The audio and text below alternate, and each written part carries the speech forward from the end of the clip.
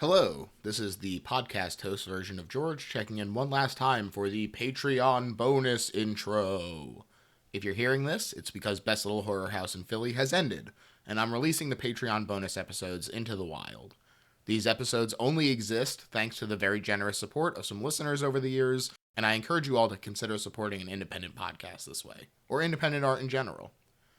As I mentioned, these episodes are coming from all over the podcast timeline. You'll hear the old intro sometimes, which is kind of a yardstick, but generally I am mentioning this because it means that they will have varying levels of audio quality.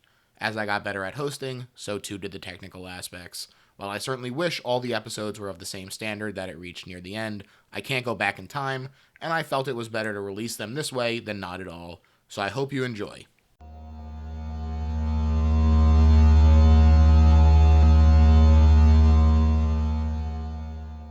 Hi everybody, and welcome to another Spotlight episode of Blah Hip. This is another in the series where I take a throwaway line someone says on the main feed and then force them to talk about it with me for an hour. Please welcome back Clay Tatum. Thank you so much. Thank you so much for having me. It's just a blast being back here on the Zoom app. I really love it, don't we, gang? Oh yeah, nothing like staring at yourself for an hour and a half. And this is Patreon, right? Yes. So I can say any fucked up shit I want. Oh my god. It's right. After hours. Okay. I'll save up all my fringe political beliefs and I'll just sprinkle them in throughout the episode if that's okay. That's perfect. So how's it going since the last time we chatted? I figured since we're not talking about a movie today, I would also ask if you've just seen anything interesting lately. Everything's been going good. Only thing I've seen recently is that RRR movie everyone's chatting about. Oh, yeah. I saw that the other day. I saw it at a theater, and everyone who was there, I feel like have seen the movie 400 times up to that point, and I didn't really know much about it. I knew it was like a big movie that was like big everywhere but here. And then, so it was interesting. It was a great movie. I enjoyed myself. I'm not a big fan of going to movie theaters where the audience are like hooting and hollering. I like to stand up and tell everyone to shut up so I can sit back down and enjoy my little film. But yeah, that's the only thing I've seen recently that's been of note. Hey, I mean, that's a big one. I mean, I've been loving seeing it get this reception. I had a pretty similar experience in April where I was like, had been hearing some chatter about it. It seemed like it was maybe going to be some kind of a crossover hit. And I saw that there was like a 4:00 showing on like a Wednesday in April. And I was like, you know what? Why not? I might as well take myself to this. And literally was the only person in the theater, and so I was hooting and hollering, but I didn't disturb anybody because it was literally just me. And I came out and I said, everybody, you got to check out this movie, and it's been very gratifying to see it it's really good. Yeah. I saw the movie Memoria. Oh, nice. And I saw that in the theater. What a fucking mistake that was. I loved the movie, except for like the movie's like really like quiet and like whatever, and the people I saw it with were the loudest people. Oh, no. And it was very distracting. And the problem is that that's, I think, only in theaters, right? It's not it's only coming to home video. So it's a theatrical experience only, and I understand why, because there's noises in there. And it's also like, it's good to watch the movie and not have the chance to look at your phone. Yeah. Because in the parts of the movie, I don't want to spoil it, but you watch a man fall asleep. And like you watch him, like he closes his eyes, you wait a little bit, he's asleep, then you watch him sleep for a bit. And if I was at home, I would be surfing the web. Sure. And so I was glad I got to experience it in a way where I wasn't distracted. I was only distracted by people eating candy and looking for their seat using a flashlight. Oh gosh. So it wasn't totally distraction free, but that's another movie I saw in the theaters that was interesting. Yeah, that definitely seemed like an interesting one. I haven't gotten a chance to check that one out myself, but I've heard it hasn't played Philly things. I think it did play, and I just unfortunately had something going on that weekend. So hopefully it'll swing back through roadshow style, but who knows? But today we're talking about PT, the playable teaser for Silent Hills. You've mentioned that this is something you watched but didn't play, and you said that you're not really a gamer, period. So this is kind of something that transcends the typical boundaries of video games for you. Yeah, the games that I like to play are like skateboard simulators. So, those are the only ones I've been playing lately. Nice. Tony Hawk Underground 2, my personal fave. Yeah, games like that where there's no mission. You just want to skateboard, but you don't want to leave your house. Mm-hmm. Those are only the ones I play. But I heard about PT because I'm addicted to this website called YouTube. And the rabbit holes that I go down, I go down every rabbit hole. And video games, interesting video games, are one of those. And PT, God, I love that. I love that junk. And I also like the experience of watching someone play it, and like they show you what you want it that you should see instead of the actual act of playing that game, because that's also a game. We'll learn later in this episode. The game is like, I would assume, very hard to beat.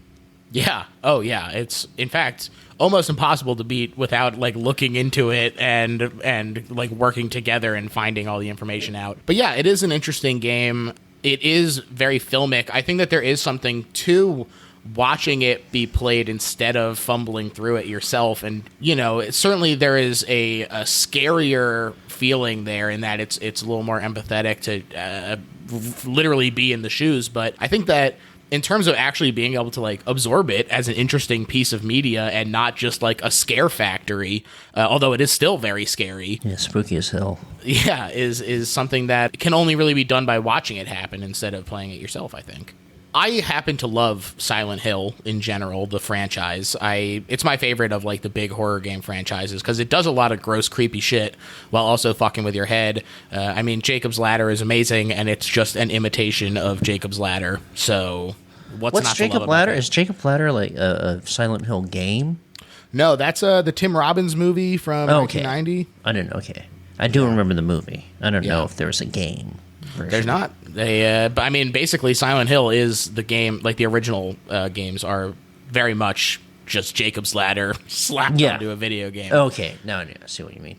So you're a gamer, I take it. Yeah, I like Silent Hill a lot, especially. It's interesting too because I had a very tough time with horror video games, but Silent Hill like moves slowly enough that I was able to handle it. So yeah, I would say that I certainly enjoy the series a lot, although there are probably more bad ones than good ones at this point. Yeah, I have a friend named Bud who is very scared of horror games, and every now and again I would like to watch him play like the indie horror games that are just like really fuck with you.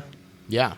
Where you're just alone in a house and you're pretty much just like PT except for like less smart. And just to see them on board, they make these things frightening as hell. Yeah. And also VR. You ever played a scary VR game? Too much. That's too much for me. That I've seen clips of. I've also seen my friend Bud play a scary VR game, and it's just like that can shorten your lifespan being that scared. Yeah, well, that's the thing, is that it really does make it feel like you're right there, and there's a barrier between you and watching a movie that lets you kind of absorb it in a more effective way, I think. Yeah. Now, Konami is the company that developed this game and Silent Hill in general. We don't have to get into every specific of where this cancellation comes from, but I do think it's important to set up a little bit of the sort of context that the game is released into in terms of explaining why it's gone now. Yeah. So Konami is famously they don't really love their fans, we could say, in terms of, as someone who doesn't play a lot of their games anymore, it is like comical to look at from an outside view and be like, oh, everything that people want, they just bury. And like, there were people that were like teasing a really nice looking remake of Metal Gear Solid 3, which is a game that people love. I haven't played it personally, but people love it. And then they revealed that this was a pachinko machine. They were just going to really? Yeah, that was all it was for. They were not actually making a game just so that you could gamble. Okay, I did watch some of those PT videos I was telling you, those video essays. Mm-hmm. One thing I did learn, the company, Konami, was getting into mobile gaming. Right. And they were making $1 million a day. Yeah. With these like cheap to make games. And I think that plays into the downfall. I don't know if that's what you were getting to, but yeah, well, so it pretty much does, because this series had kind of been lying dormant after a very poorly received port of the first three games. And they were like just sitting with it until 2014. Kojima, who is the director of PT, was working with them. He was an auteur force behind those Metal Gear Solid games and had been the executive content officer was his official title. And he had a say in every game they produced. But then, like you said, they started going more towards the mobile games with the soccer being the very first one, and they were cheap to put out, and they made a ton of money on microtransactions. And, you know, he basically was like, this isn't artistically fulfilling, and so I'm leaving. When that relationship crumbled, basically PT went out the window as well, and Silent Hills, which is what it was a teaser for, like I said. Now, some people think that he got the news of the downfall while in production of PT.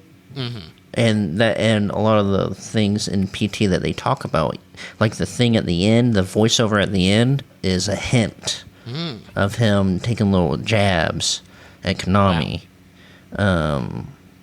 So we'll get to the end, and I'll tell you where people think where they made that connection. But also, people on YouTube are weirdo and sickos, and so I can't trust them at all with this information. But it's very fun to get into.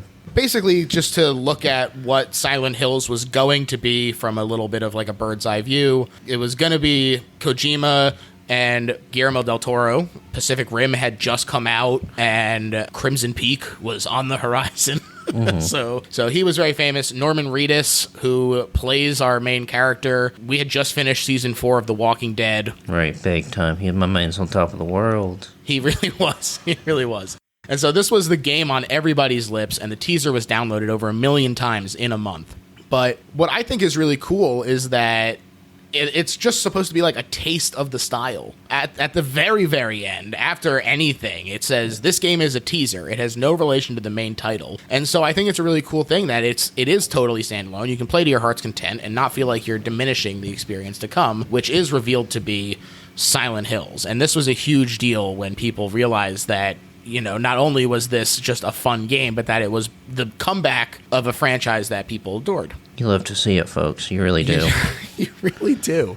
Did people know at all that this was Silent Hill connected before playing it? Or did they was like, what is this game? And then at the end, like, did they even know that? Did they know anyone who was connected with the game at all, like, beforehand? I forgot if it was, like, teased out. No, so in August of 2014 at a games convention, Gamescom, Sony announced just a trailer, didn't imply any connection to Silent Hill, and it wasn't until people actually played through it that you get the, like, Hideo Kojima presents, and then the, like, Silent Hill theme song kicks in and everything. And that's after beating it, right? Right, you see all right. that. That's brilliant. That's smart. Yeah, and you know, it's so cool because, first of all, like I said, the idea was that it would take a very long time to beat this. And so, you know, that's a very cool little, like, Easter egg for people to, as, like, a genuine reward for playing the teaser. But additionally, I just think that all of the, like, technical stuff that they did with, like, keeping the frame rates low and everything so that it didn't look like it was going to be on the new game engine that they were working with. Just a lot of very intelligent decisions in terms of, like, keeping it hidden and a fun surprise for people. My man knows how to tease up a surprise. That's just great.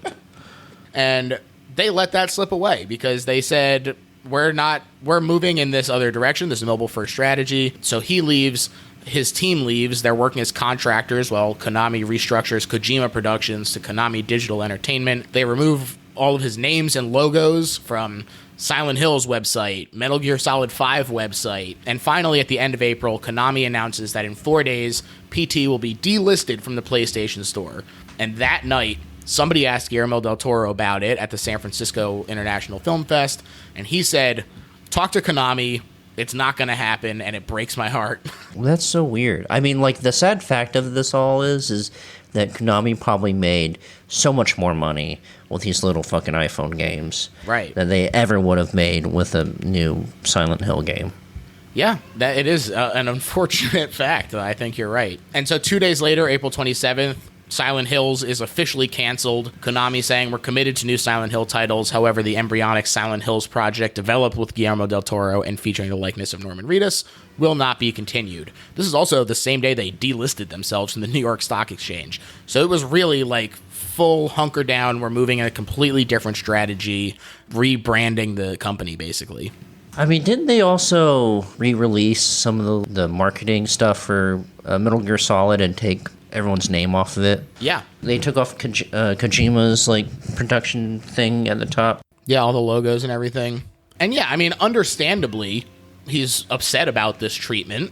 Says he saw the writing on the wall, and he even put a mission into the PT equivalent if Metal Gear Solid 5 equals Silent Hills, so called Ground Zeroes, where Snake uses a UV light to erase logos of all the games that Kojima worked on before getting the message, you might be able to erase the markings, but the memories will never disappear. So it certainly feels like he knew that this was coming and was trying to say, like, hey, you know what?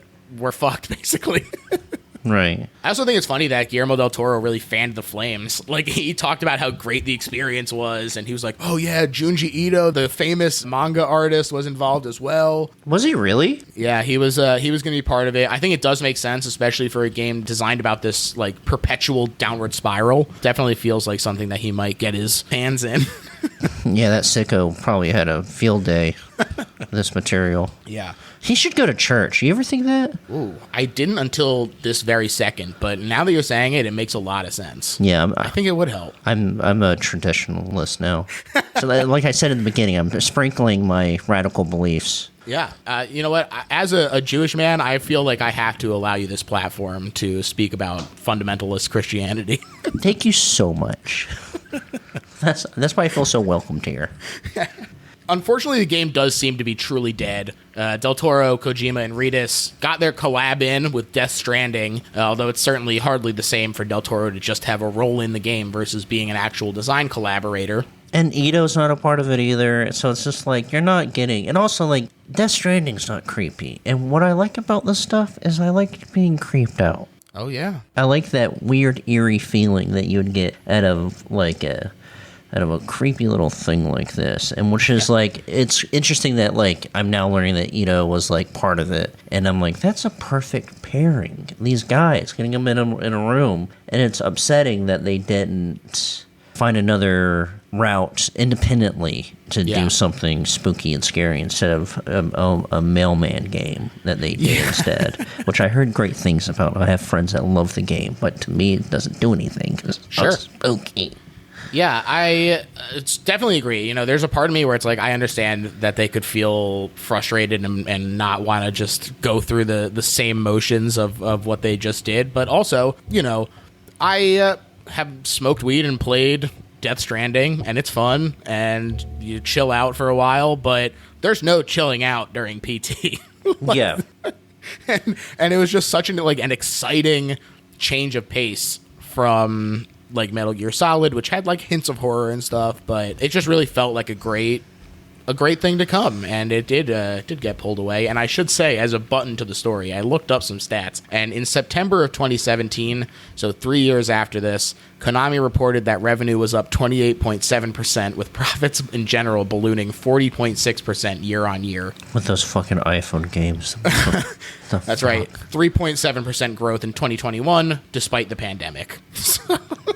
My friend got me into like this little word game app on my phone. It's like an app. It's not like Wordle, but it's like it's in that world, and it's an iPhone app, and it's like to play more puzzles, you had to buy a little bundle in the app. That's how they get you. And I'm like, I will never ever do that just out of principle, but I do get tempted. Sure. And that's the devil's work. Yeah, it really is. Hey, those mobile phone games are. It's not good stuff. It's not good stuff.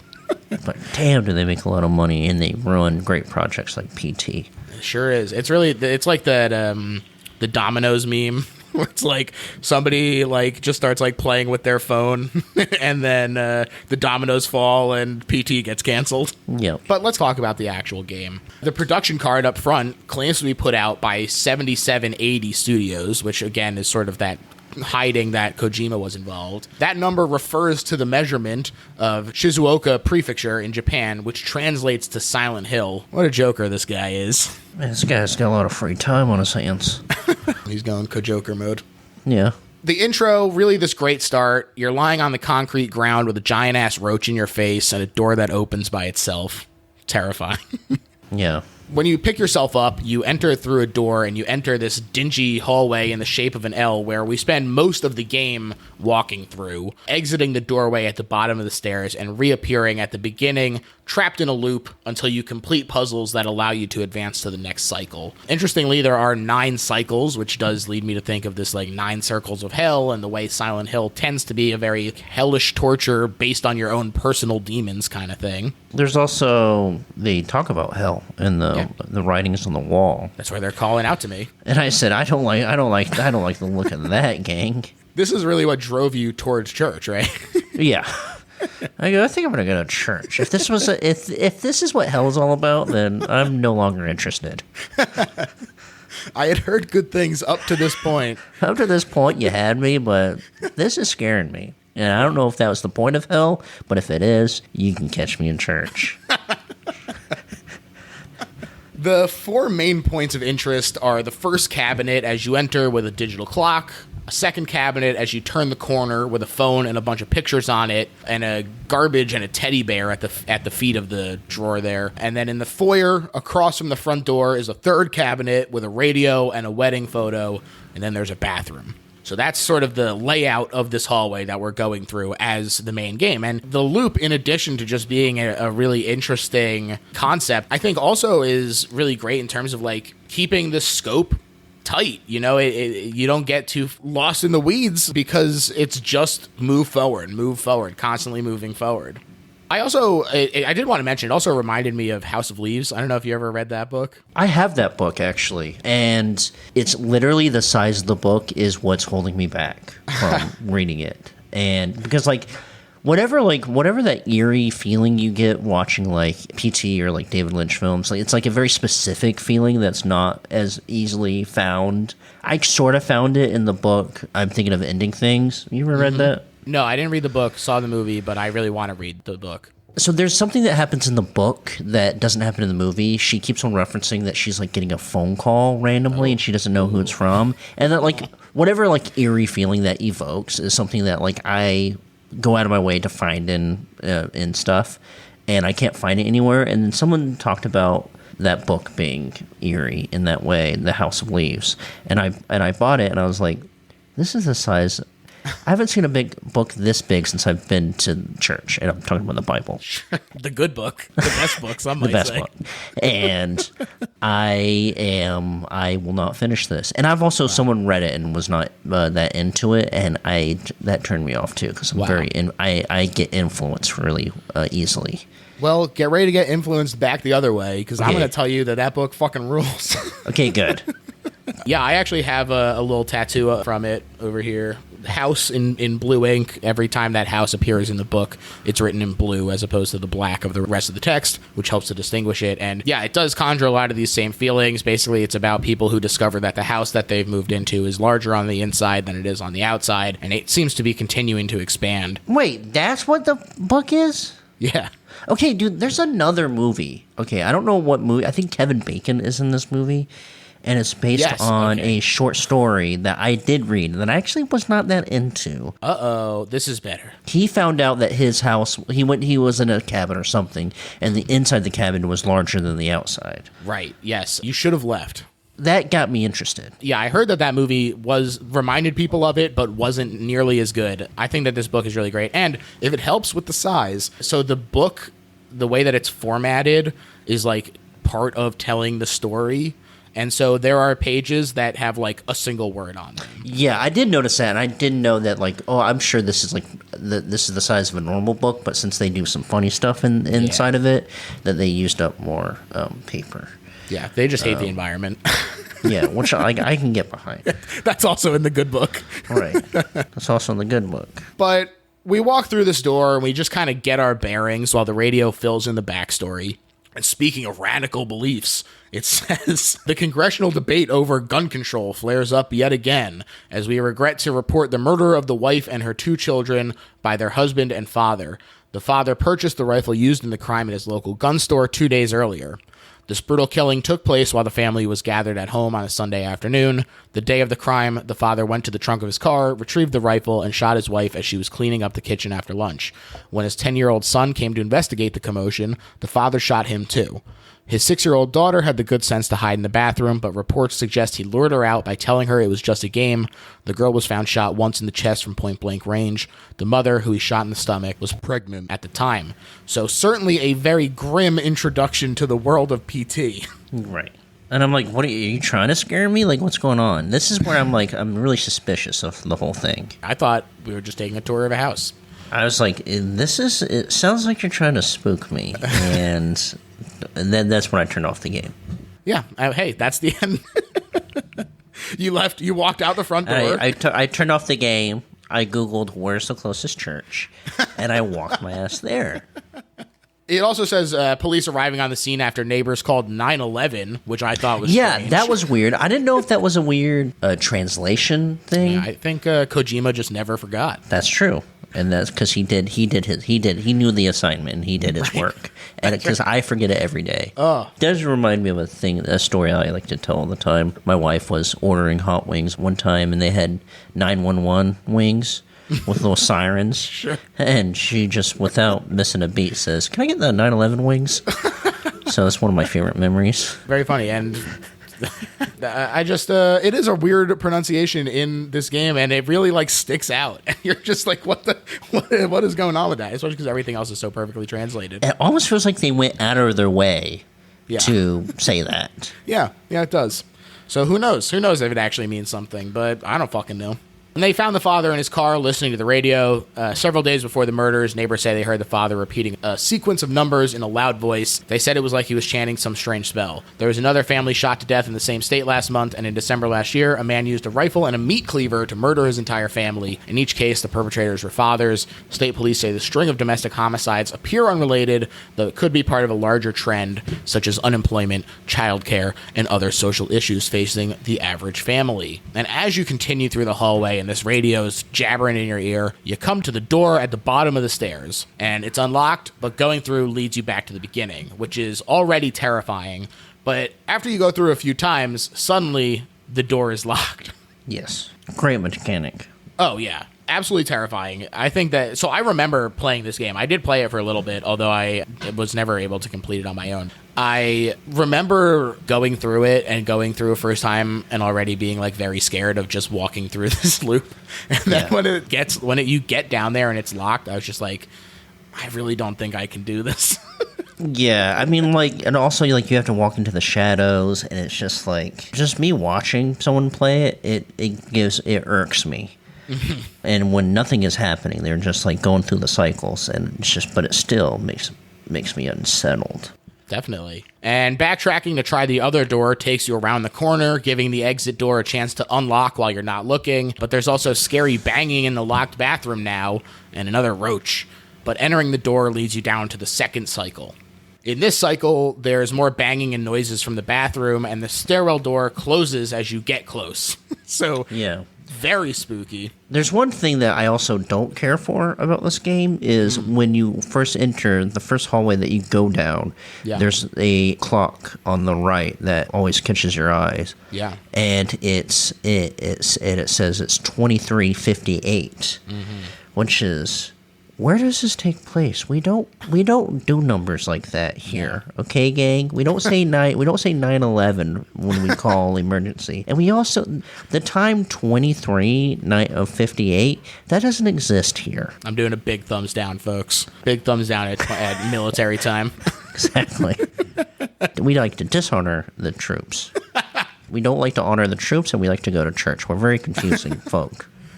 Like I said, the door closes, you get close, and the door to the bathroom opens slightly from behind you, which releases a bunch more roaches, and then when you finally look into the crack, a ghost lady closes the door in your face. Ah. Scream. Her name is Lisa. Bart Simpson's sister. That's right. Happy birthday, Lisa. Family sung by another sicko, Mike Jackson. That's right. It's all coming together. This ghost does have a saxophone that they paid for through great difficulty, but that's right. This exit opens up after the scare, so you can head to the third cycle. Things have escalated. The bathroom doors open, and there is a sobbing baby, you would think, inside, just based off the sounds. There's also the scary lady ghost standing ominously as hell in the foyer. Truly, forcing you to approach this ghost is, so fucked up. And the baby looks like the little bug from Eraserhead. Oh, yes. Big-time Eraserhead vibes. And you know what? Similarly to Eraserhead, Kojima refuses to explain how they made this baby. Great. God, I love that little stinker. Oh, it's great. Look, Jack Nance, amazing. The baby, amazing. Everything about that movie, just fantastic. The chicken, we can go on for days, but we're here for PT. That's right. And we're not talking Anderson. But they force you to approach her, and you must, and so the lights go out for a bit, and then she's gone in an explosion of bugs as you make your way to the exit and the fourth cycle. Now, the fourth time, the bathroom door is completely open as you turn the corner, and it catches your eye with a little blinking flashlight, and this motherfucker, of course we want that flashlight, but now you gotta go into the scary bathroom. That's right. And of course it's a trap. Of course. The door shuts behind you, and there's the fetus monster in the bathroom. Of course. Little stinky little bug that we were talking about earlier. He's in there. The sound design also really kicks into overdrive here, with someone else opening another door in the house and walking closer and closer, then turning the doorknob and trying to open the door.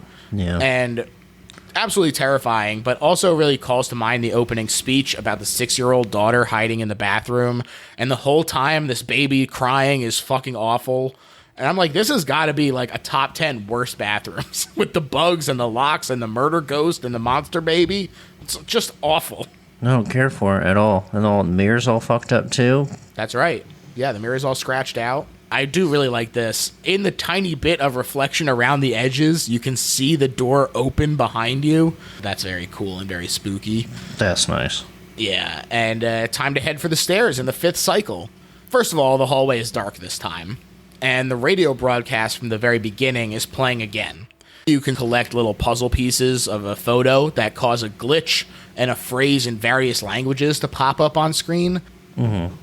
Some people were saying that the idea of these languages being different is reflecting on the unfortunate ubiquity of the stories like the one in PT. And I can sum it up at the end, but basically this is just an optional thing to give a little more context. Yeah, those words I never looked into, and I just I just said to myself, I will never get to the bottom of this. Well, unfortunately you're wrong, because you are going to hear about it. Thank you so much. But you once again approach the radio, which has some chanting numbers coming through as interference, and then it says, "Look behind you." I said, "Look behind you." And these are two different voices that you're hearing, right? It's like a deeper voice, and then the normal radio broadcaster voice. Yeah. My personal suggestion is, do not look behind you. Just fucking go for the door. Yeah.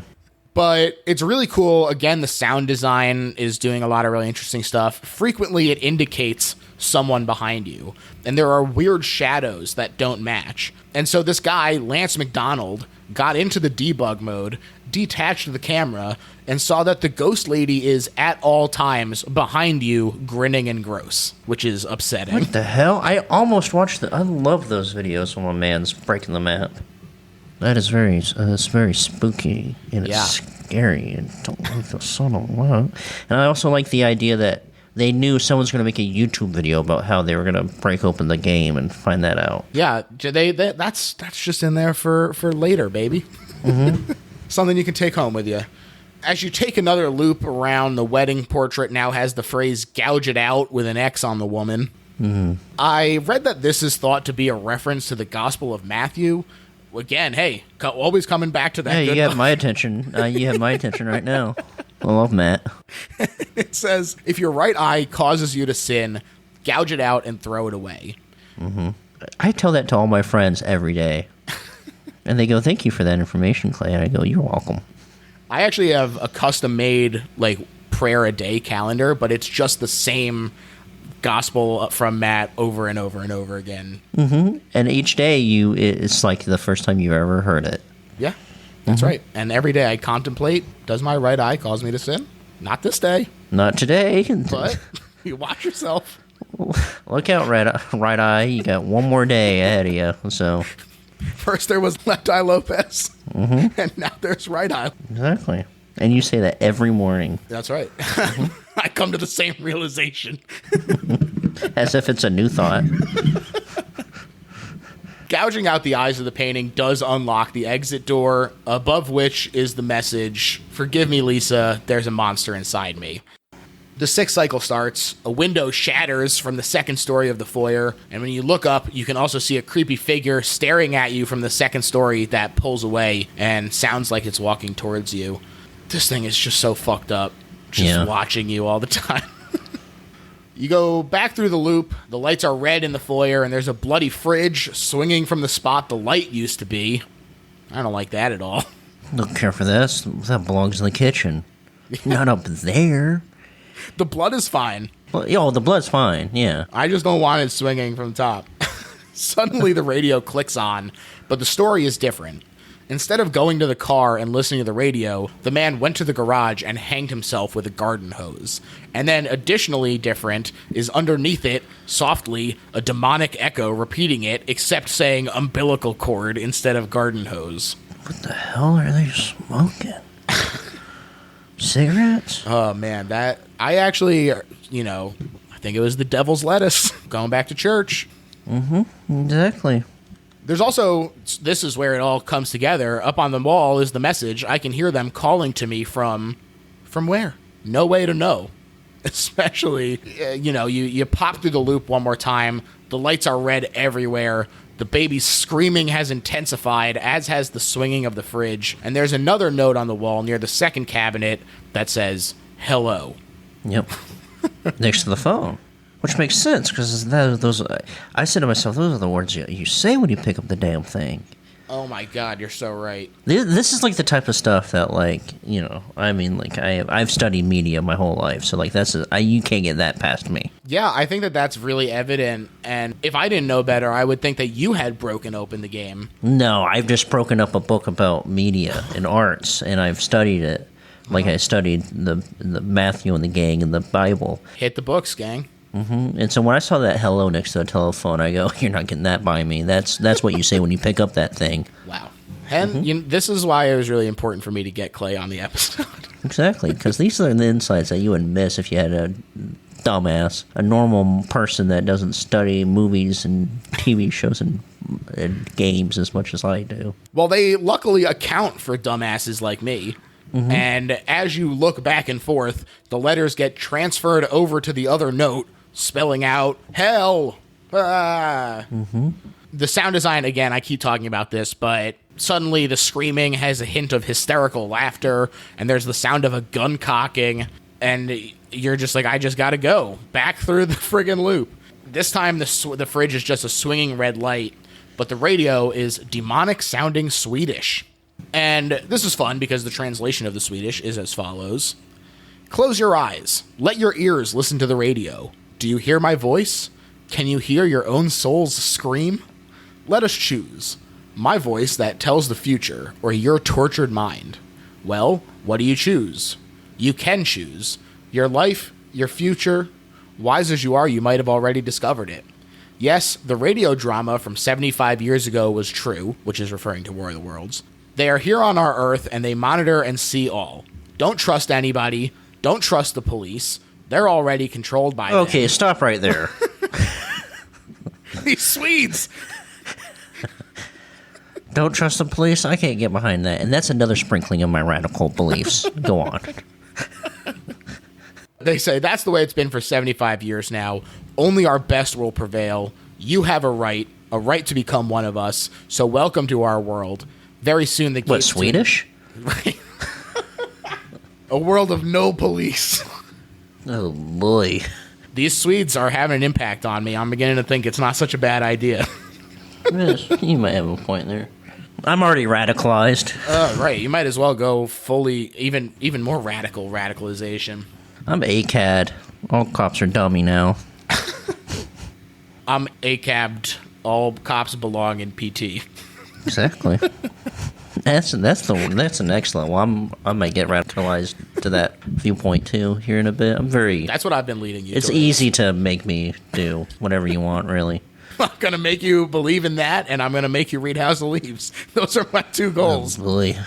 And they chant these numbers 20, 48, 63, and two things. First of all, one of the Silent Hill trademarks is the dog ending. This comes back very frequently. Where the dog gets a bone, starts barking, and he pees on a fire hydrant. Classic Silent Hill. Everyone knows this ending. Mm-hmm. There actually is a follow-up to that one, though, where a happy Shiba Inu is watching everything that happened in the game on a screen and working with aliens to cause everything in Silent Hill. What? Is this real? Yeah. It sounds like a Family Guy cutaway. It basically is. The character literally walks into the control room and is like, "It was you," and then the dog gets down and is happy and barks at you. This is as random as a damn Skittles commercial. What game is that for? I'm gonna look that up. That's in Silent Hill 2, but I think it comes back in all of them in some fashion or another. But everyone has a goofy ending. I typed in Silent Hill D, and the first thing come up is dog ending. There you go, brother. All right, I'm going to load that up on my watch later. Hell yeah. And as far as the actual numbers, this refers to Kojima's birthday. Wow. You just had to slip that in. August 24th, 1963. There you go. It's funny, I was looking into this game and everyone was like, "What do you think these numbers mean?" And then someone was they just posted a screenshot of his Wikipedia page with his birthday there. Well, they go, "Oh, really? That's it?" That's it. Seventh cycle, unfortunately, seems to have taken you to old hell, where he was being called from. The lights are red, you're going out of control fast, the pictures have all become twitching eyes. Yeah, and now the hallways zigzagging different ways, and it's longer, and they're taking turns that you've never took before in the hallway. And yeah, there's no stairs for the loop this time. Yeah. And you repeat this hallway until you spot a peephole into the bathroom. And when you look inside, there's a murder taking place just through the audio exclusively. You see a ghost murder, basically. Mm-hmm. While the radio says, "I've got a message for all you folks down there in Radio Land. Now's the time for action. Our society is rotten to the core. I'm talking to all the fine, upstanding folks got their welfare cut, got their jobs pulled out from under them. Yeah, you know what to do. Now's the time. Do it." And then me, I was instantly radicalized. Whatever they were doing, I go, sure. When you pull back, there's a message written above the peephole that says, "No turning back now." The bathroom door is open, so you take a look inside, and the baby mocks you from inside the fridge. I'm just like, this fucking baby. Yeah, shut up, baby. God. Getting bossed around by a baby. Who do you think, you boss baby? This is secretly a Boss Baby prequel. I knew that too. I was like, I don't know why people are talking about Silent Hill. This is Boss Baby. This baby's bossing me around.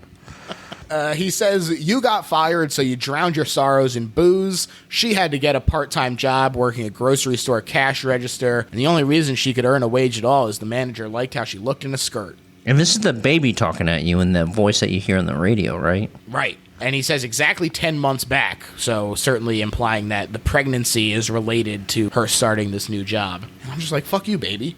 Yeah, fuck off. You trying to scare me right now? Who do you think you are, Freddy Krueger? I already walked under a friggin' bloody refrigerator, baby. You're not going to scare me. Mm-hmm.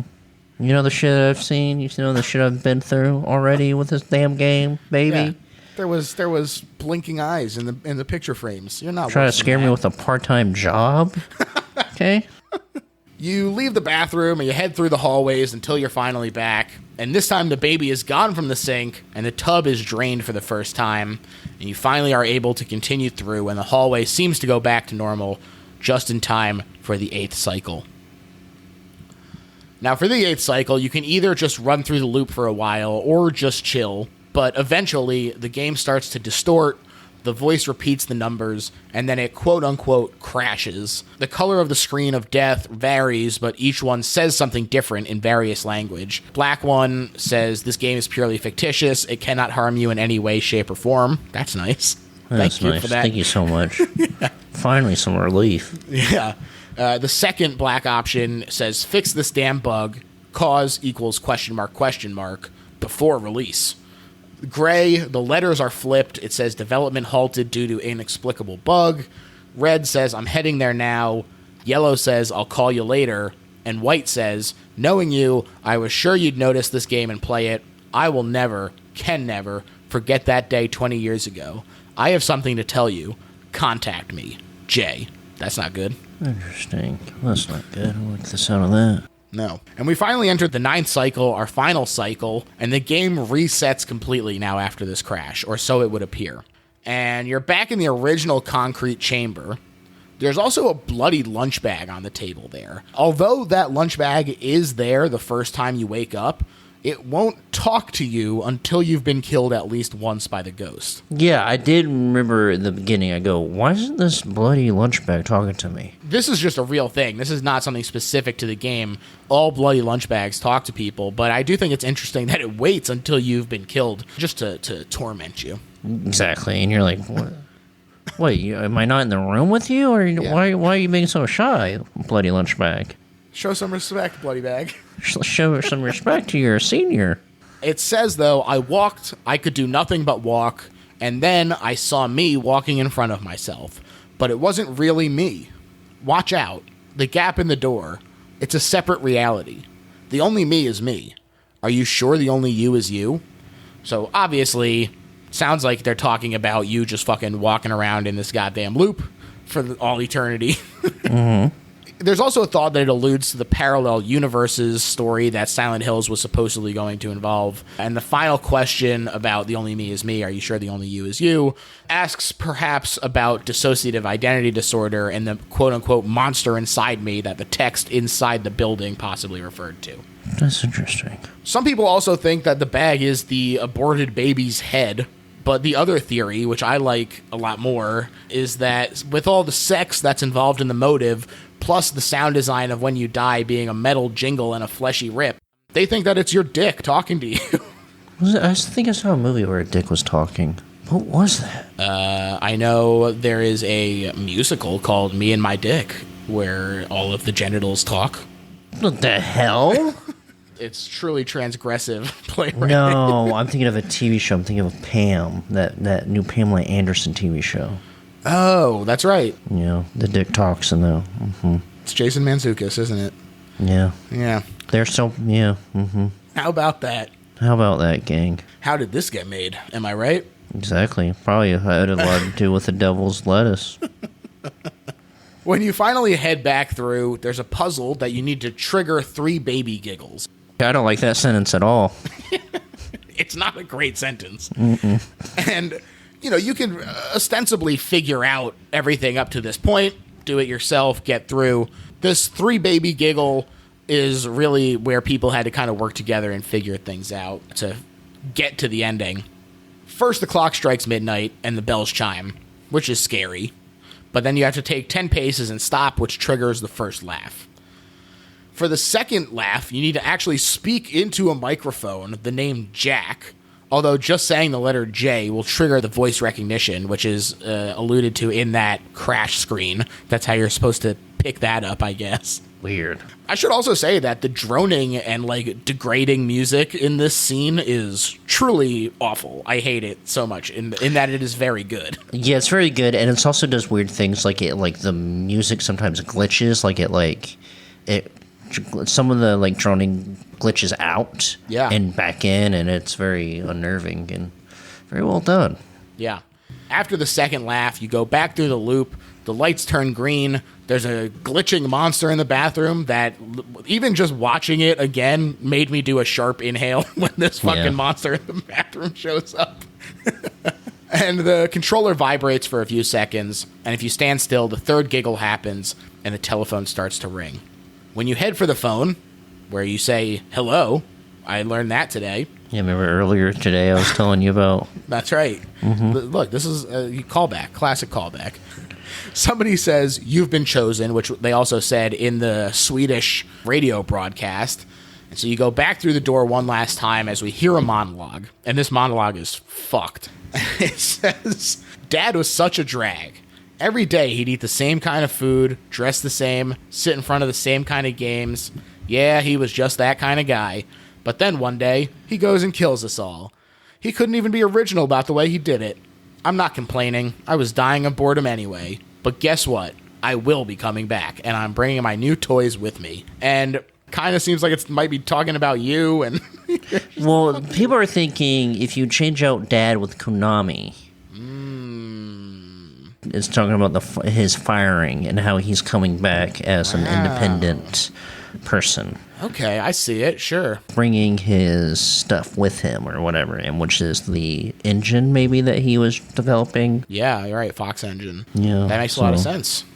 Yeah, and every day they sit in front of the same kind of games, those terrible mobile games that are just the same thing. Wow. Exactly, yeah. Wow.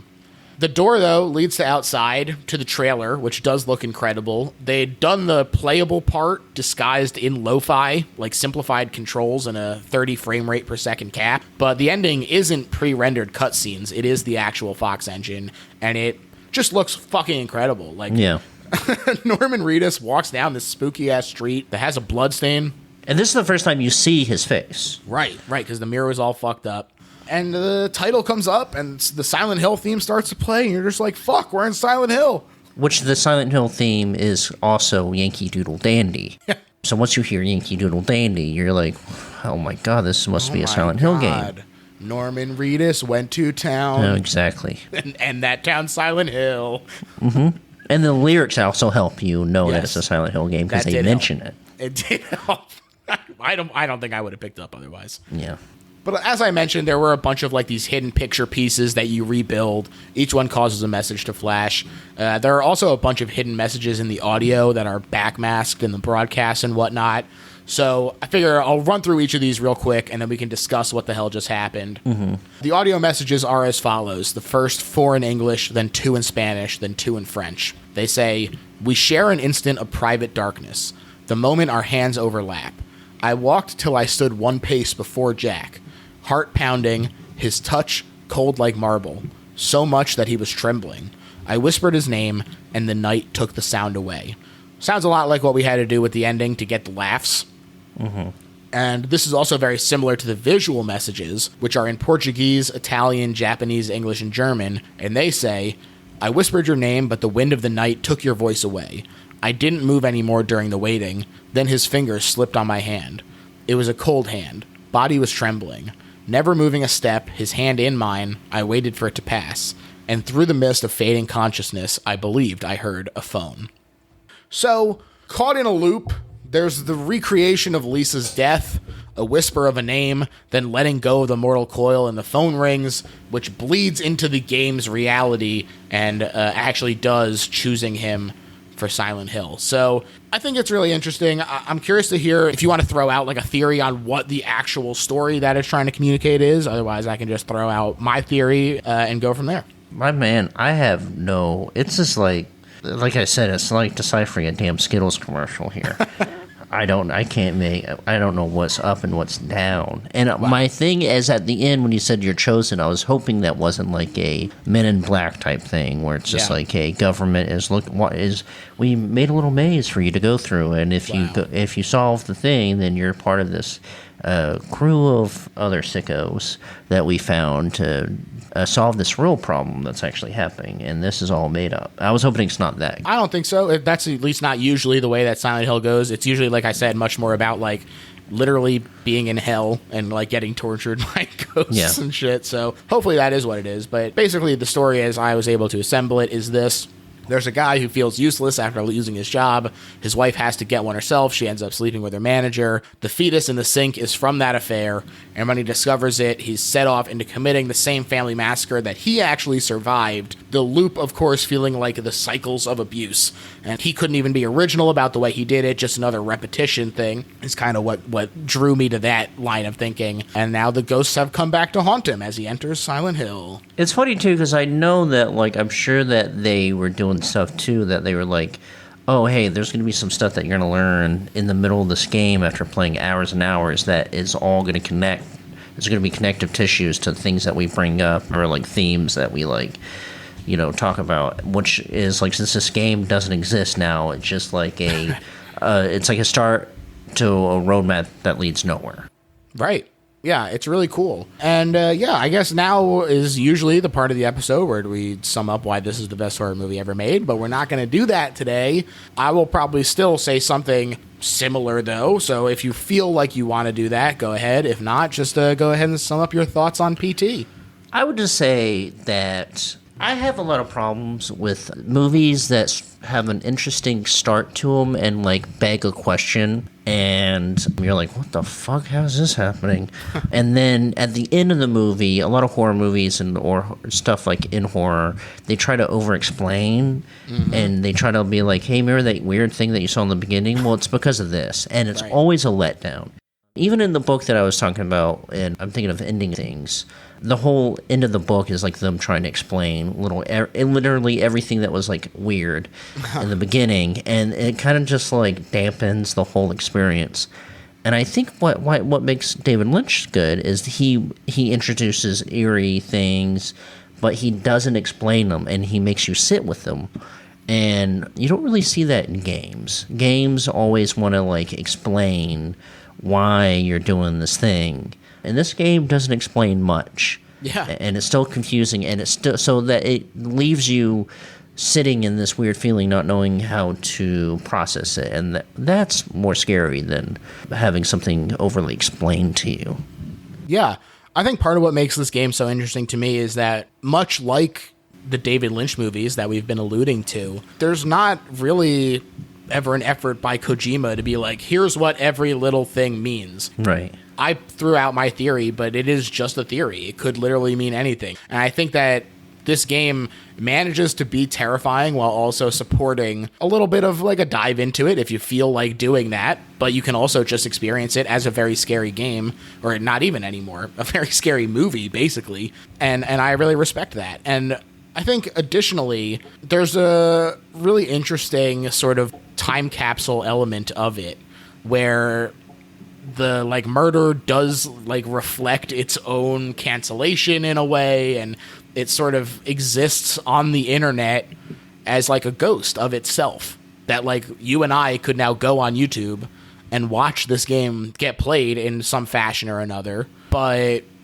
it's just not possible for us to go out and play the game ourselves. And so it is in a really unique position to be so many huge names in their respective industries coming together, and then this project blowing up in a way that isn't because of the actual content of the game. It's scary, it's short, it's just wonderful. It's just fantastic. It literally is pants-shittingly terrifying, especially if you manage to actually play it, but it's still very scary as like a movie experience. It is on YouTube. People can go check it out. I highly recommend you do that. It's just a really, really cool and interesting piece of media. Yeah, it's eerie and unsettling, which is like, in the way that I enjoy stuff that's like that, it's actually hard to come by. It's not properly done well. I think David Lynch has a good way of making things unsettling and unexplained, and there's other people that kind of do that too, but it's a rare gem. Yeah, I like Under the Silver Lake was another one that did that pretty recently. That was a cool one. Never saw it. But also, I lived in Silver Lake, and I don't know what my ass was thinking. No. Oh my gosh. Yeah. I don't know what you would think is under there, but I bet it's not what you expected. I was thinking rocks. Was it rocks? Oh, it actually was what you were expecting. Well, oh, damn. Spoiler. Damn it. But that is a cool one, especially if you like Mulholland Drive. That is a movie that is in love with Mulholland Drive. Yeah, I love that. I love that freaking movie. And who could blame you, folks? It's a great one. Before I get too far off tangent, Clay, I want to thank you so much for coming on, man. This was super fun. Thanks for having me. Hell yeah. Please tell the people where they can find you. You can find me everywhere. Just type in Clay Tatum, Twitter, Instagram. That'll get you. And that's it. And what I have going on in the future is I'm getting down to the bottom of this dog at the end of Silent Hill games. Hot dang. He's going to figure it out, find out what that dog's been up to. I will also endorse The Civil Dead if you can find that at a festival or something playing near you? I don't know. Yeah, it might be playing at some festivals. None that I can speak of now, because I don't really know of any, really, but they're still we're waiting to hear back from. And a movie more than likely is just going to come out next year, and I hope everyone goes to see it. Hell yeah, absolutely. And American Arts and Culture Review, also very good, so people can check that out. Please check that out. Thank you so much, gang. And this is the Patreon app, so no plugs for Georgie. All right, thanks everyone. Bye. Thanks for having me. Bye.